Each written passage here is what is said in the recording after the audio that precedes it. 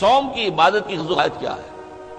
یا ایھا الذین آمنوا کتب علیکم الصیام کما کتب علی الذین من قبلکم لعلکم تتقون، اے ایمان والو تم پر بھی روزہ فرض کیا گیا ہے جیسے کہ تم سے پہلے لوگوں پر کیا گیا تھا، تاکہ تمہارے اندر تقویٰ پیدا ہو جائے۔ تقویٰ کسے کہتے ہیں؟ لفظی معنی ہے بچنا، گناہ سے بچنا، حرام کام سے بچنا، حرام چیز کھانے سے بچنا، حرام خوری سے بچنا، حرام کاری سے بچنا، یہ بچنا۔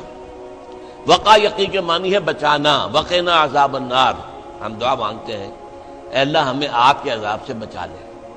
تو وقا یقی بچانا، اتقا یتقی بچنا، خود بچنا، تاکہ تم بچ سکو، تمہارے اندر تقویٰ پیدا ہو جائے، تم اللہ کی نافرمانی سے بچو، گناہوں کے ارتکاب سے بچو، حرام خوری سے بچو، اس لیے تمہارے اوپر روزہ فرض کیا گیا۔ اب اس کی حکمت کو سمجھیے۔ دیکھیے، ایک ہے ہماری خودی، ہماری انا۔ جب میں کہتا ہوں میں، تو میں سے مراد کیا ہے؟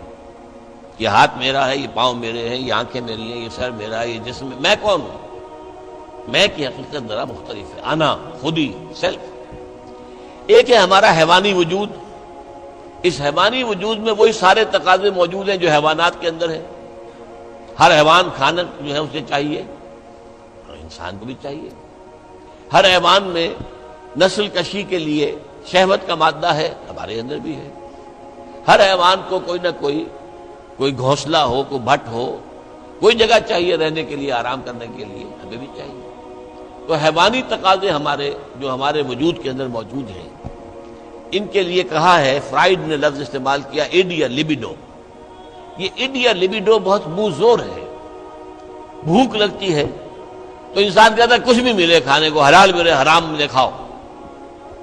شہوت کا جذبہ جب جاگ اٹھتا ہے، برانگیختہ ہو جاتا ہے، تو پھر وہ تو چاہتا ہے تسکین ہونی چاہیے میری شہوت کی، جائز ناجائز، حلال حرام، صحیح غلط، سب چھوڑو اس کو۔ اس کے لیے کنٹرول پیدا کرنا، ضبط نفس، کہ آپ اپنے نفس پر کنٹرول کر سکیں، نفس آپ پر حاوی نہ ہو جائے، جو اس کا حکم دے، جو بھی وہ حکم دے آپ اس کی پیروی کریں، نہیں، نفس کو اپنے قابو میں رکھیں، اپنی مرضی کے مطابق اسے چلائیں۔ اس کی مثال ایسے ہی ہے کہ جیسے ایک گھوڑا ہے اور ایک سوار ہے اس پر۔ اب اگر گھوڑا منہ زور ہے، طاقتور ہے، اور سوار بیچارہ کمزور ہے، تو کیا ہوگا؟ گھوڑا کہیں پٹک دے گا اس کو، کہیں کسی کھائی میں پھینکے گا یا کچھ اور کرے گا۔ لیکن اگر سوار بھی طاقتور ہے اور اس نے گھوڑے کو دبایا ہوا اپنے دونوں رانوں کے درمیان، گھوڑا محسوس کر رہا ہے کہ میرے اوپر جو بیٹھا ہے وہ جاندار ہے، تو پھر ظاہر بات ہے کہ اب یہ گھوڑا سوار کی مرضی کے مطابق چلے گا، ذرا سا اشارہ ہوگا ادھر مڑ جائے گا۔ اسی طرح ہمارا یہ نفس ہے، یہ حیوانی وجود جو ہے، یہ گھوڑے کے مانند ہے، اور ہماری انا یا ہماری خودی یا ہماری سیلف یہ اس پر سوار ہے۔ اگر سیلف کمزور ہے، گھوڑا طاقتور ہے، تو انسان کی ہلاکت، بربادی ہے، تباہی ہے۔ نفس حاکم ہو گیا، نفس سے ہمارا کہ ہم غلام بن گئے، تباہی اور بربادی ہوگی۔ ہاں اگر آپ کی انا مضبوط ہے، آپ کی خودی طاقت پر ہے، آپ کی سیلف جو ہے اس کے اندر طاقت ہے، تو یہ حیوانی وجود اب آپ کے کام آئے گا۔ گھوڑا جیسے آپ کو آپ کی مرضی کے مطابق لے کر جائے گا، منزل تک پہنچائے گا، ایسے اس حیوانی وجود کو استعمال کر کے آپ نیکیاں کمائیں گے، خیرات حسنات، اللہ کو راضی کرنے کے لیے کام کریں گے۔ اس ہاتھ کو اسی کام کے لیے استعمال کریں گے، ان ٹانگوں کو اسی کام کے لیے استعمال کریں گے، اس زبان کو اسی کام کے لیے استعمال کریں گے۔ تو یہ ہے اگر آپ کا کنٹرول نفس پر ہے، اس کا نام ہے ضبط نفس۔ اور یہاں میں تھوڑا سا اشارہ کر دوں کہ ایک اور لفظ بھی آتا ہے، نفس کشی، نفس کو مار دینا۔ انگریزی میں اس کے لیے لفظ ہے سیلف اینیہیلیشن۔ ایک ضبط نفس ہے، سیلف کنٹرول، ایک نفس کشی ہے، سیلف اینیہیلیشن۔ یہ سیلف اینیہیلیشن اسلام میں پسندیدہ نہیں ہے۔ نفس کو کچلو مت، گھوڑے کو مارو نہیں، یہ تو کام کی شے ہے، بس گھوڑے پر قوت حاصل کرو، گھوڑے کو اپنے کنٹرول میں رکھو، ورنہ نفس کا بھی حق ہے۔ گھوڑے کو بھی دانا پانی ڈالتے ہو کہ نہیں؟ تمہارے نفس کا بھی حق ہے۔ وَإِنَّ لِنَفْسِكَ عَلَيْكَ حَقًّا وَإِنَّ لِزَوْجِكَ عَلَيْكَ حَقًّا وَإِنَّ لِزَوْرِكَ عَلَيْكَ حَقًّا۔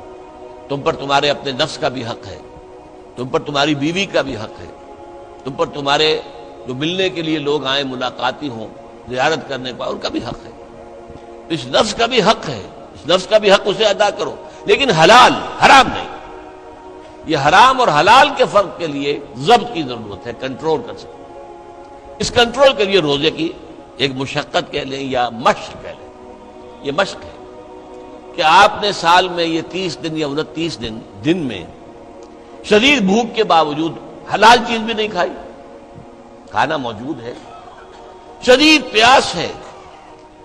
فرض کیجئے کہ آپ عین دوپہر میں دفتر سے یا کہیں کالج سے آپ آئے ہیں اور گھر پہنچے ہیں تو شدید پیاس کی وجہ سے، جب وہ موسم آ جائے گا جون کا اور مئی کے روزے جو ہیں تو تب معلوم ہوگا کہ روزہ کہتے کسے ہیں۔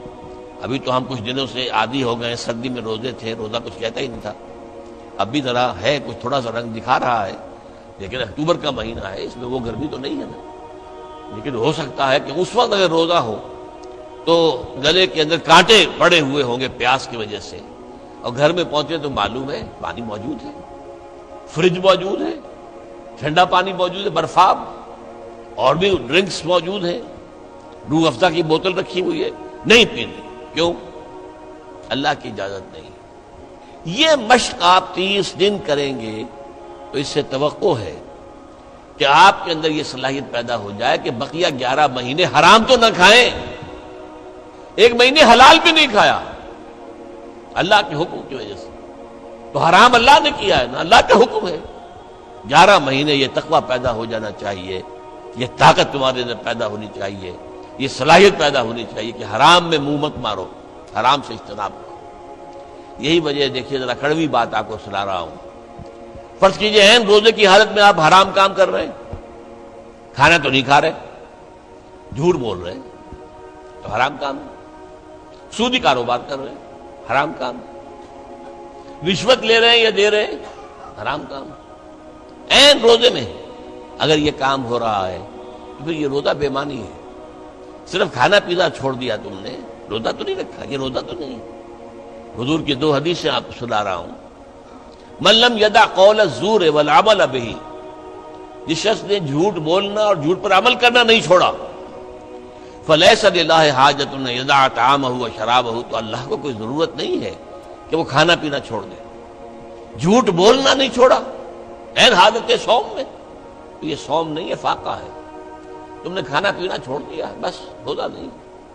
نہ اس میں روزے کی حکمت پوری ہوگی، نہ روزے کی غرض و غایت پوری ہوگی، نہ روزے کی برکات، روزے کے انوار اس سے پیدا ہوں گے، بلکہ بس یہ ہے کہ آپ نے دن بھر میں فاقہ رکھا ہے، اللہ اللہ خیر صلی اللہ۔ اس طرح ایک اور حدیث میں آتا ہے، کم من صائم لیس من صیامہ الا الجوع، کتنے ہی روزہ رکھنے والے ایسے ہیں جنہیں اپنے روزے سے سوائے بھوک کے اور کچھ حاصل نہیں، بھوکا رہا، بس منہ بند کیے رکھا، باقی روزہ نہیں تھا وہ۔